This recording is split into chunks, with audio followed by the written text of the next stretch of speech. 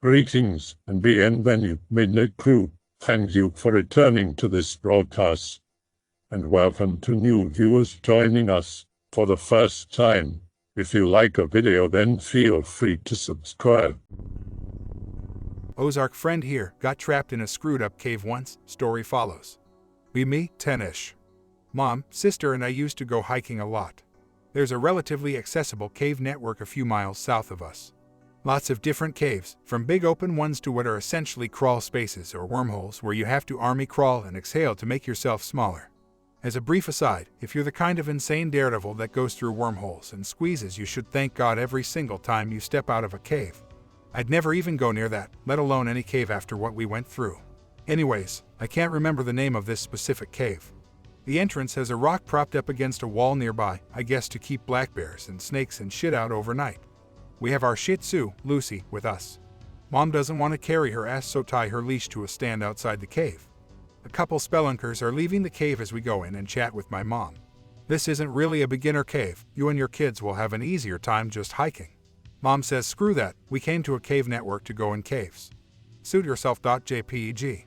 We get into the cave and turn our lights on. Wow, it's made of rock and it's wet. I spend the whole time looking for cave paintings and dinosaur bones because I'm a dumbass. Sister is always with me trying to convince me there's a bear in there who hasn't eaten, shit like that. A few dude bears are cool. Maybe 10 minutes go by and we're a few chambers in. The only way to go further in is a squeeze, like 9 inches tall, pretty wide. The sheet of rock above it has a crack separating it from the main cave, but there are some metal supports or some shit, it's hard to remember. Looks like it was designed to crush people, screw that. Sister starts freaking out saying she heard something. Pretty sure I heard it too, but assumed it was her trying to mess with me again. You're stupid, I'm not falling for it. Mom tells us both to shut up. Silence for a little bit. Hear something coming from deeper in the cave. Can't make it out, but my sister and I flip our shit. Mom says it's probably just wind at the other end of the cave. We decide it's time to leave cause we can't go any further. Start heading back out. Pretty easy, there's a couple spots you have to climb up and drop down, but nothing that requires any real athleticism. Get to where the entrance should be. The rock fell over it, or it was pushed, either way we're sealed in. Mom tries pushing the rock, but she's too short to have any real leverage. We try yelling, but not even Lucy is barking at the noise, and she's pretty close to the entrance. Batteries on flashlights pretty low, but Mom packs spares. She says we shouldn't use them yet unless we need them.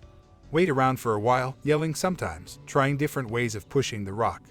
Mom decides it's time to try heading for the other end of the cave. We make our way there, trying to use the flashlight only when necessary. Mom ends up falling down a 3 or 4 feet drop. I fall with her. Not too bad, but scary. We make it back to the squeeze. Mom's kind of overweight and she can't fit. I'm too young to be trusted to find my way through, I guess. Tells my sister to get to the other end of the cave and find someone who can lift the rock. Sister is 13 and she's freaking out, but she's a champ.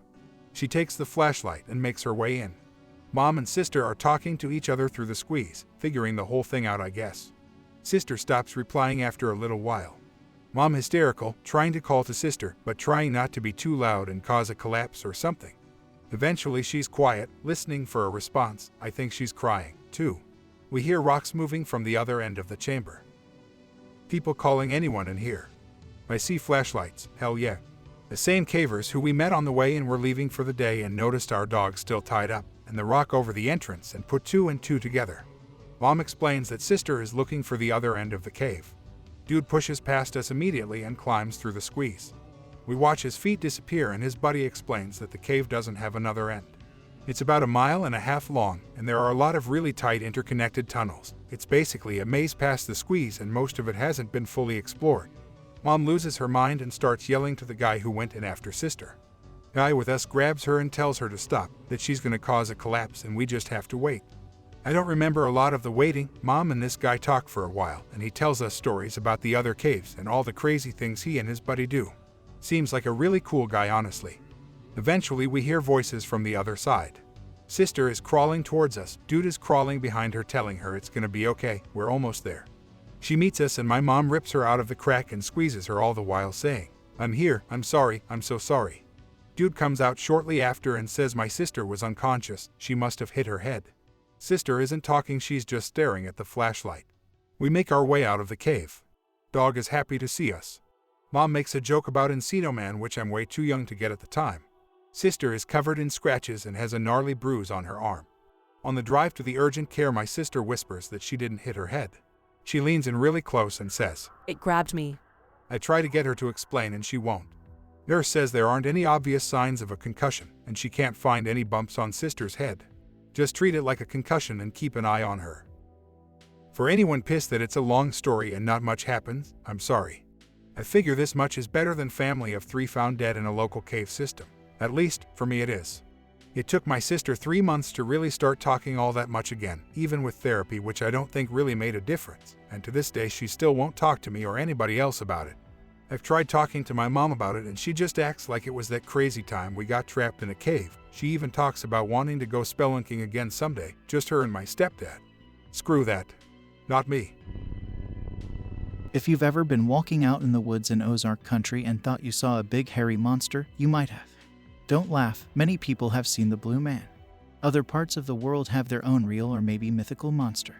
Scotland has Nessie the Loch Ness Monster, and the Yeti or abominable snowman from Tibet. The United States has a few creatures of its own. From the western states come Bigfoot legends, the Iceman from Minnesota, and the Headless Horseman as told of by Washington Irving. Ozarkers have never been ones to be outdone by others. Here in the Ozarks we have the Blue Man of Spring Creek. The story began over 100 years ago in the winter of 1865 when a hunter from Douglas County, Saul Collins, was hunting on the ridge between Big North Fork and Spring Creek.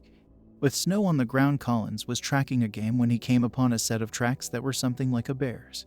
Saul had killed many bears, but these tracks were the largest and widest he had ever seen. Quickly he followed the tracks and kept on them. He had followed the footprints north, almost to Indian Creek, then in a wide half circle to the west until he was close above the Big North Fork River. While climbing the north slope of Upper Twin Mountain, Collins looked up and barely escaped being hit by a boulder that tumbled by him. He again barely escaped 2 more huge boulders that crashed down the hill. Just as he stopped to get behind a big post oak, he first saw the gigantic figure shaped like a huge man, which was naked except for what looked like the skin of an animal around its midsection and other wrappings around its feet. The creature was completely covered with a coat of curly, short black hair. When the sun struck it, it took on a deep, dark blue hue. Collins never gave up his claim that this creature was not less than 9 feet tall, and this is among the shortest estimates of many others in the years to come. Saul stated that he only stared long enough to see the creature throw away a 10-foot club he was carrying and pick up another boulder, which he threw against the post oak. Then the giant made an ear-splitting scream that some said was more terrifying than any that ever came from any beast that could be found in the hills. Collins then headed back and gathered up some of his neighbors, and for a few days they kept on the trail of the beast the best they could by following its tracks in snow. A few times they caught a glimpse of it at a distance, plundering through the woods at a rate that left the posse far behind. No man was ever able to get within distance to take a shot at the creature, but nevertheless the hunt continued for 2 or 3 weeks almost every day, but there were never any results. Many people saw the wild man, and people in isolated cabins claimed to be awakened in the dead of night by the screams of the creature. Usually after the awful shrieks were heard, the person would find a lamb or pig had been carried away. By now, the Blue Man, as he was now called, had been considered a fake, and it was almost 9 years before he was heard from again. In autumn of 1874, word was passed that he had emerged again because sheep and hogs had started disappearing and the carcasses found in the woods. Organized hunts were carried out to capture the creature. But after a week or 2, the Blue Man disappeared once again. 16 years went by and he only made 2 or 3 visits to the hills along the Big North Fork. Every visit he was seen and hunted by many. Every visit he also made a clean getaway from the hills men. However, the last time they got too close, for he remained out of sight from 1890 to 1911, and nothing was seen or heard of him. For this reason, many of the people who had moved into the area regarded the stories of the Blue Man of Spring Creek as a figment of someone's imagination. About this time he was seen again and more joined in the search. Reportedly, they discovered the creature's den in a cave in a remote valley. The floor of the cave was littered with the bones of animals he had eaten, and a bed of dry leaves was found in a corner. Again, just as before, the creature disappeared. The next time the Blue Man was seen, O.C. Collins was searching for 2 lambs that had disappeared. He spotted the creature on Spring Creek 4 miles from Old Horton. 2 days later, Cap Turner came across him catching fish with his hands in Indian Creek. The creature chased Turner up the steep hillside. Cal Alsop, a few days later, was one of a posse that chased the Blue Man into a cave. He stumbled through the darkness over objects he knew were the pelts of sheep or the dried hides that had once made a meal for the wild man. He was seen one more time after eluding his pursuers at the cave. That time was at Ava Crossing, where he was catching crayfish from under rocks and eating the tails. By November 15, 1924, terror was prevailing over northern Howell and Douglas counties. From Tater Hill to Collins Ford and from Blue Buck to the Ava Crossing, people were searching for the Blue Man. Cattle weren't allowed to graze, sheep were watched by herders with rifles, and livestock was locked up at night. Nobody left their home, and churches and schools were closed. People armed with rifles and shotguns searched every nook and cranny of the area in search of the Blue Man of Spring Creek. December of 1938 was when the next account of the Blue Man came. The Bunt brothers, who were living in Johnson Hollow, said their coon dogs had bayed off from them quite a little distance. The men had been seeing range hogs in the area quite often, so they didn't go to their cabin for their guns. They just went up the ridge to call off the dogs before they killed one of the hogs. They got quite a surprise when they saw the dog baying up the big tree, in which there was a man hissing and snarling in anger. He had no weapons and no clothes, except for some type of fur garment around his middle and something wrapped around his feet. According to the brothers, he was hairy and apparently blue from the cold. The younger brother took the dogs a good way off while the older tried to talk to the man in the tree. Bunt promised him food, shoes, clothing, and a place to sleep, but the man in the tree just stared at him. After about half an hour, Bunt gave up and joined his younger brother. They said they were hesitant to walk away and leave the man there, yet they had no reason to question him further. Later, they were questioned as to why they didn't report this to the law. And they said they had no complaint against the man and had no way to come the 8 miles into town. Only once was a wild man caught, but it happened before the Bunt brothers had their confrontation with the Blue Man. The August 18, 1911 edition of the Sentinel, published at Pomona, ran a story entitled Wild Man Capture: The Mysterious Disappearance of Livestock and Farm Trucks That Had Many Farmers Along Bryant Creek Puzzle. 2 boys, Ott Collin and Tom Rayburn, were returning from a fishing trip. They noticed something apparently springing right out of the ground, near the base of the hollow, and began chasing one of the frightened sheep that was grazing there. The frightened boys didn't stick around. They ran home just as quick as they could get there. When they got back home and told their parents what they had seen, they quickly gathered a bunch of men. The boys acted as guides, and when arriving at the spot, they found a log and an opening into the ground that looked as if it was frequently used.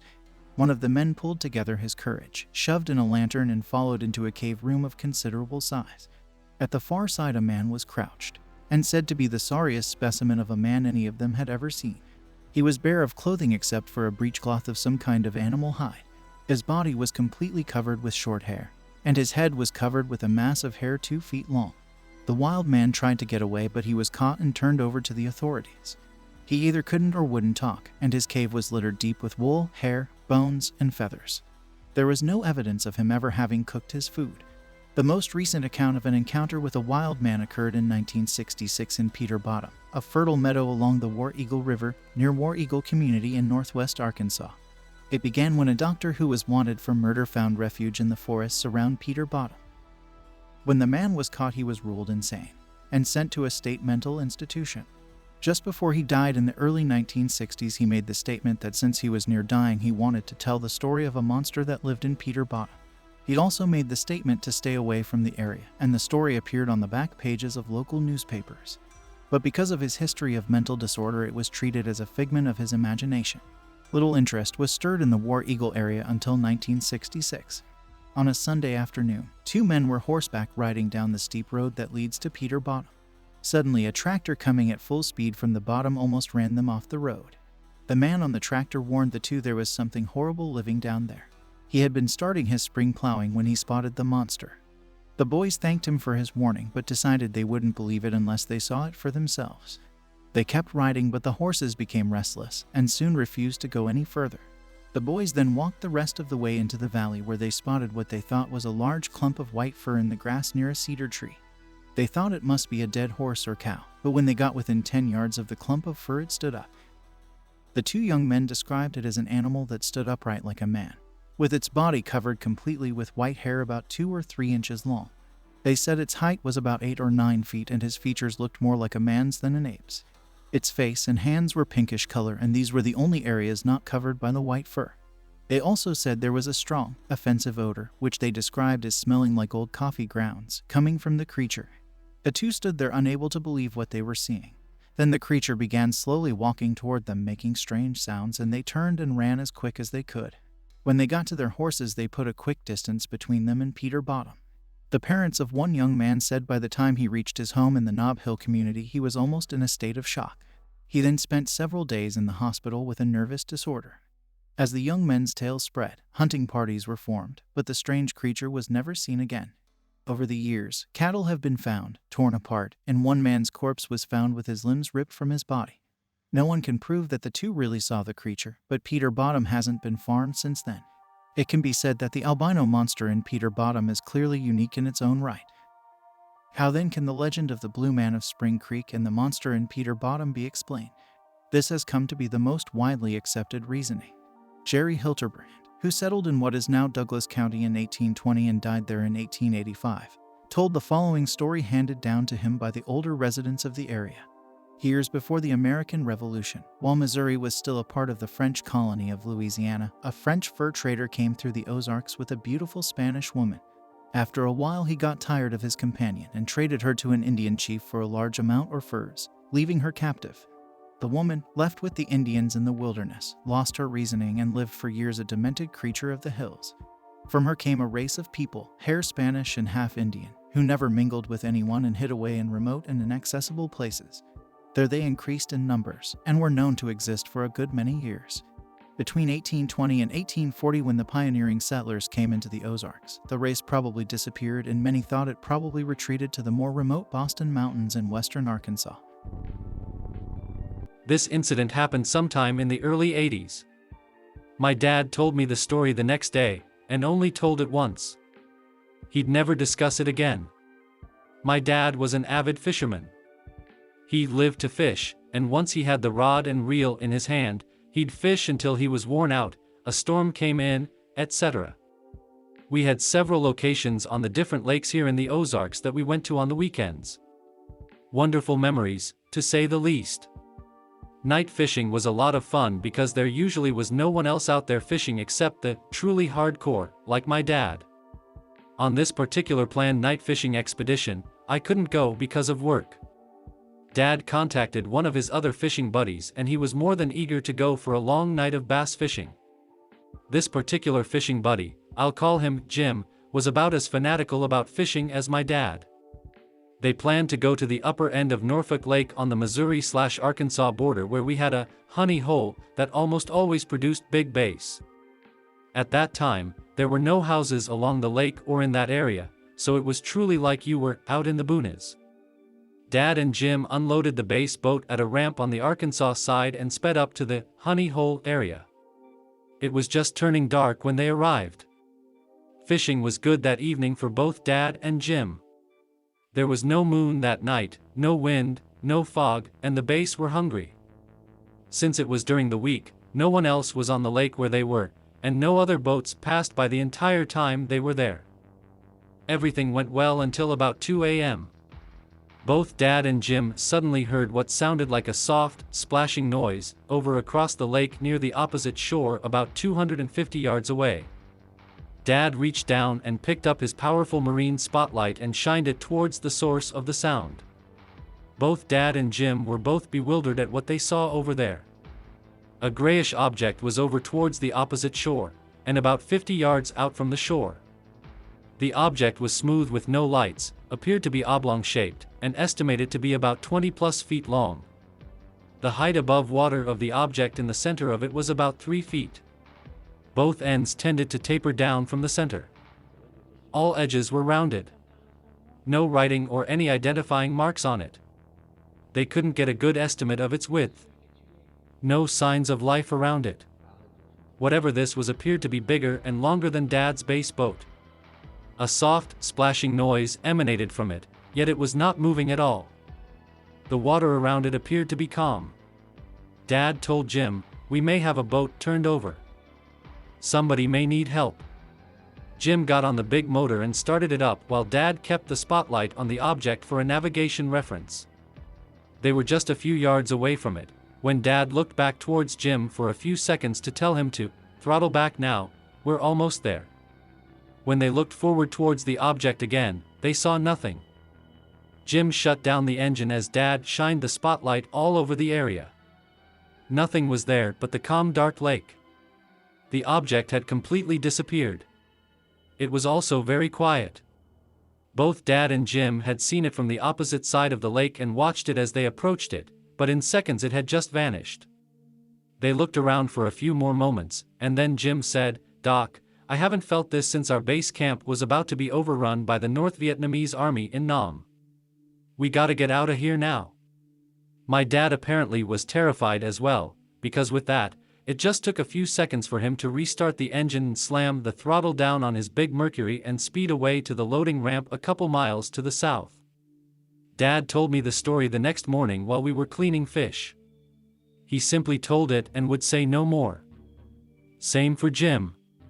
In all the years since then, he'd refused to talk about it. Both Dad and Jim were two men who were about as practical as you could get, and neither were prone to believe in the booger man or believe other people's wild stories. In any case, they saw something, and it ended up terrifying both of them. As a side note, I don't believe my dad ever returned back to the honey hole again. I have been an archery hunter for 20+ years. We usually go into the woods a couple of hours before sunrise and put up our portable tree stands and wait for first light. We had scouted a new site in Newton County, Arkansas, and marked stand trees with reflective markers since we usually hunted the morning hunt. I remember finding the half-buried foundation of an old house, made from bluestone and mortar. I guessed it to be early to mid-1800s. There were signs of a barn, and an old apple tree was still putting out wormy fruit. You could tell this had been a small farm. We gave ourselves extra time to get to our spot, but we got there earlier than we thought, about 3 hours. I put up my stand and sat in the mid-October coolness of the night, listening to the night sounds of the woods. I know the death scream of rabbits, I know the lonely calls of feral dogs and coyotes. I have heard most everything in the woods at night that swims, flies, or moves on 4 legs. As I sat there, I remember getting this slow unease creeping upon me. The sweat ran cold down my spine and I began to look around, trying to identify what was making me tense. My mind began to put form and shapes to every tree and clump of bushes. My heart rose into my throat. There were no animal sounds, the night was so still, and then the half moon came from behind the clouds. The sound started immediately. Behind my stand about 20 yards out, it sounded like screams, but not ripped from anything human. It slowly moved through the woods, but not crashing, breaking sticks or rustling the leaves. The screams slowly moved around me, coming from ground level, but nothing was visible, always just out of sight or invisible. I was terrified to the point I could not move. I wanted to get down out of that stand and run away, anywhere but there. It was driving me mad. I had to get away. I wanted to jump 20 feet to the ground and risk a broken leg just to get as far from it as I could. The scream continued, it seemed forever, slowly half circumventing the small clearing I had my stand in. Rising and falling, sometimes choking off, then resuming a second later. It moved slowly down the hill towards my brother's stand, not abating or ceasing. There were no sounds other than the screaming. No sounds of struggle. Just the unbelievably loud screams of terror and torment. I heard it go down into the hollow where my brother was, then up the far side of the gully and up the mountain, then fade away to nothing. When the sounds ended, I realized that 2 hours had passed, and it was coming up to shooting hours. I could move again, but I was shaking. I opened my water bottle and drank some water, nearly choking on it. I waited, trying to calm down. Finally, I was calm enough to get down out of the stand tree. I waited with my gear, ready to bolt. My brother came up from the bottom just as I was finishing. The sun was just poking over the horizon. It was still prime hunting hours, but he had heard it too. What the hell was that? I don't know, and I am not hanging around to find out. I hefted the stand to my shoulder and started up the deer path that ran behind my stand tree. I told my brother it started just over there. That's when we noticed the 3 headstones from the farmer's family plot. We never hunted there again. I've lived my 50+ years in very rural settings and split my time between homes in North Missouri and in the Missouri Ozarks near the Arkansas border. The first time I went camping, I was just a baby, and my father's idea of camping was way beyond where the road ends. So I was exposed early and frequently to the many weird sounds and sights in the deep Ozark forest. Coyotes, foxes, owls, and bobcats make some of the strangest noises heard. If you are in the woods near a farm, cattle do a lot more than moo. We camped and hunted often as I grew up, and after my marriage, my husband and children continued the tradition. I say this to note that I know what I hear in the woods. One night, in the early 1990s, we were at a campground in Merrimack State Park with a family we were friendly with. They'd never camped before, that's why we were in a nice, clean, civilized, flush toilet containing a campground. We'd had a nice evening and, all in our separate tents around 1 a.m., were fast asleep. Some sound woke me and I lay there listening. The camp was silent, the night cool and clear with a nearly full moon. I could tell by his breathing that my husband was also awake. As I was about to say something to him, a loud, long, deep, horrible roar came barreling down the river from no farther than half a mile away. I sat straight up in my sleeping bag with every nerve at attention. Neither of us and my husband are as comfortable in the woods as I am, could come up with an explanation. It was just that one terrible scream. The sound came from something with a massive chest. It was loud and deep and seemed to go on forever.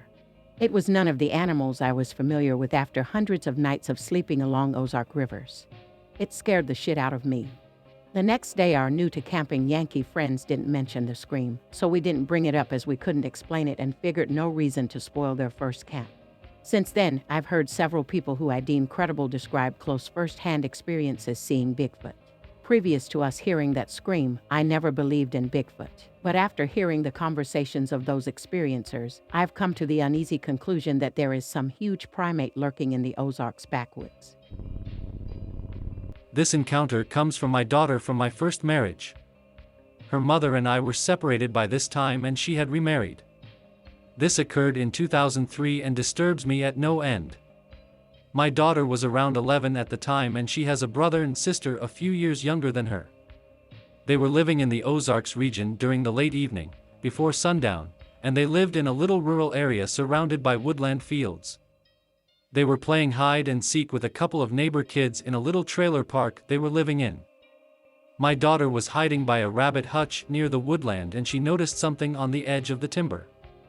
As she looked, she saw what she described as what looked like a wolf at first glance. She then noticed he was standing on two legs and it was crouched and watching her.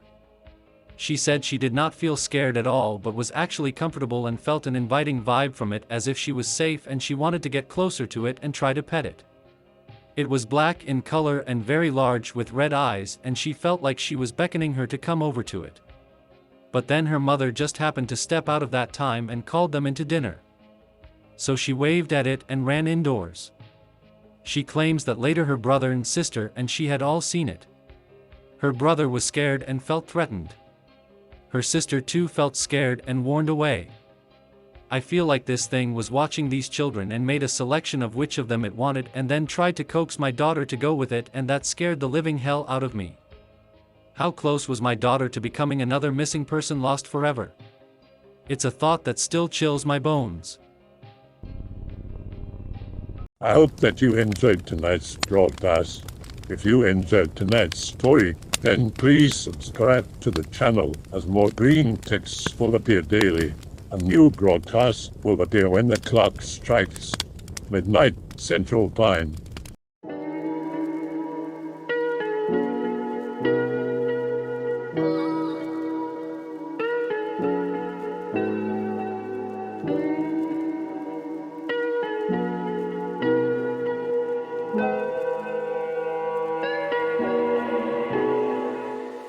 Remember to check out the Odyssey page in the description for a second archive of the channel's videos.